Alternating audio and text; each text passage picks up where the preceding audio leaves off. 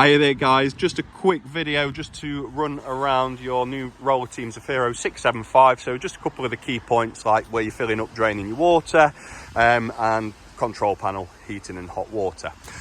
So coming around, obviously using your ignition key to open the bonnet release, left to pop it, right to pull it up. This is your boiler flue. It's covered, it's breathable, you don't need to do anything with that. Just obviously on the other side, that is where your boiler is. When it comes to filling up the motorhome, flip this open, use your ignition key to open, hose pipe in and fill her up. And you can see on the control panel the levels for that. So that will fill your fresh tank. When you're winterizing, you've got 3 places to drain off, just to avoid any frozen pipes in the system. So you can drain the freshwater tank, which is done on the inside underneath this bench.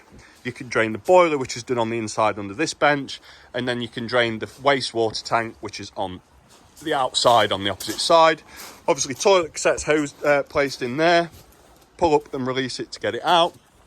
Garage space, you've got your bits and bobs in there, and then obviously your bike rack, unstrapped, drop flat, tyres on here, body of bikes on these. Again, we've shown you the straps for the bed so it can sit up in that up position.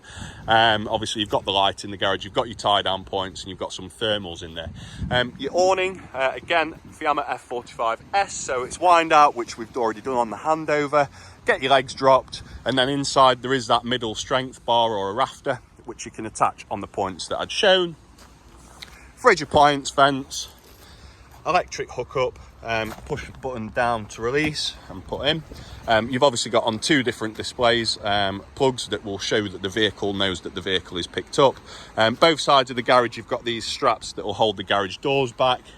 And then again in here you've got a gas bottle. When you're traveling, make sure it's in closed position, and then obviously when you're wanting to use your gas when you're stationary, have it in the open position. Left you the spanner in there, the gas is off, I've strapped it up, but again when you want to release it, just nib it and unscrew it. And when you are attaching the hose, again tighten it up and then just give it a little nip just to tighten her up.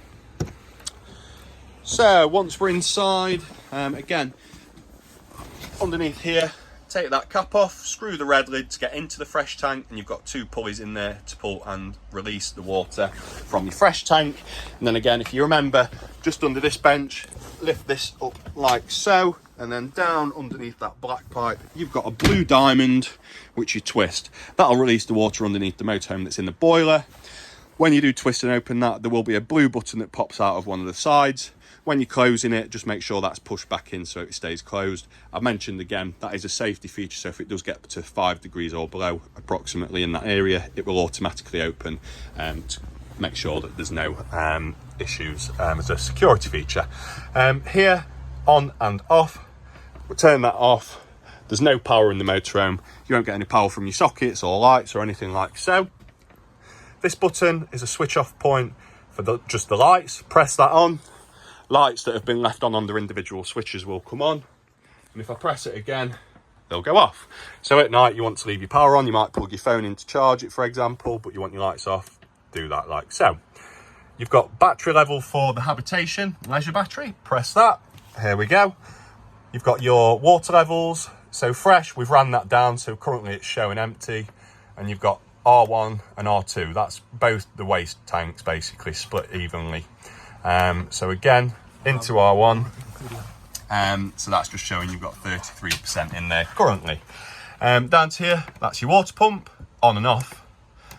You need that on for water to come out of the taps, and for the toilet to flush, that's your habitation light, which is just up here.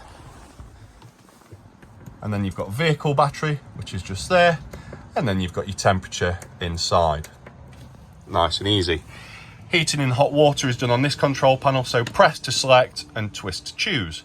So you've got heating, hot water, gas or electric as the source of power, and your fan speed for the heating system. Now when everything is off, that fan, you've got an option to vent, press it, choose the fan speed, nice and easy.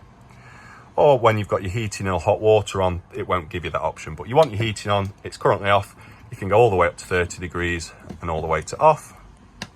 Hot water, you've got eco, 40 degrees hot water, hot 60 degrees, and boost gets it hot from cold faster. And then you've basically got gas or electric. Off grid, no electric hookup you're using gas. If you've got electric hookup, this is your power output. Electric 1000 kilowatts and 2000 kilowatts. More electric you use, the hotter things get faster. And then you've got a combination of gas and electric mix.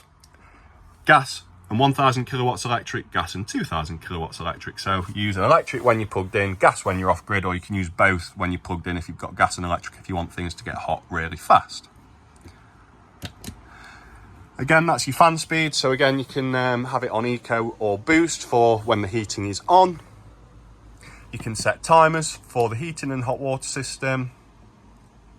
And then again, here you can adjust the time. And then here you've got settings, so you can scroll through and change a number of different settings. Your plug there shows that it knows we're plugged in, and your plug there shows that it knows that we're plugged in. I believe if you double check the book or any online manuals, this will just show that the solar panel is connected and drawing in charge. And when you want to turn this system off, just push and hold and it will turn it off.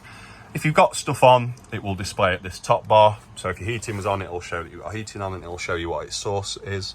But effectively, that's your heating and hot water. This is the main control box. When you're not using it, just make sure that everything's off just to be safe. Again, your fridge, push and hold to turn it on and off, and you can choose your functions here. Automatic will just choose the best source available. So if we're plugged in like we are, it's going to choose electric hookup.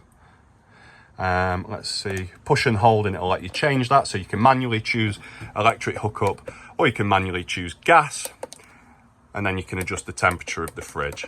With the gas, it will automatically ignite, tick, tick, tick, and stay on. You do have vehicle battery, so again, when your ignition's on, that will maintain the temperature of the fridge. It won't get it cold from zero. So if you are going to go on a very long distance and you want to keep stuff in the fridge cold, get it cold on your gas or electric first, and then you can flick it to vehicle battery. And then again, just be mindful that you're turning that off when you're not using it. But as you can see, you've got the fridge currently on gas, so same premise. You're not plugged in anywhere at home or on site, you want to use gas, or if you are plugged in, you just want to use electric. But yeah, we've shown hot water coming through the system, and obviously gas for the oven and the hobs. But yeah, really do hope that you enjoy the motorhome. Any questions that you've got, give us a call. But I'm just going to turn everything off now and enjoy the motorhome, guys.